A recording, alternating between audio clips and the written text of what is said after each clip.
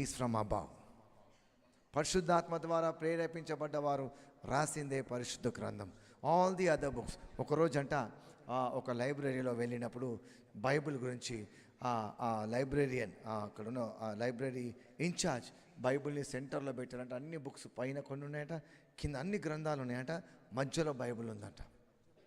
అయితే అప్పుడు ఒక వ్యక్తి బైబిల్ అంటే యేసు ప్రభు అంటే నచ్చనివాడు, ఎరుగనివాడు, కోపిష్టవాడు. వాడు ఏమంటుంటే ఆ వార్డన్ని పిలిచి, లైబ్రరీని పిలిచి, ఏంటయ్యా నువ్వు బైబిల్ని మధ్యలో పెట్టినావు, తీసి కింద పెట్టమన్నాడట.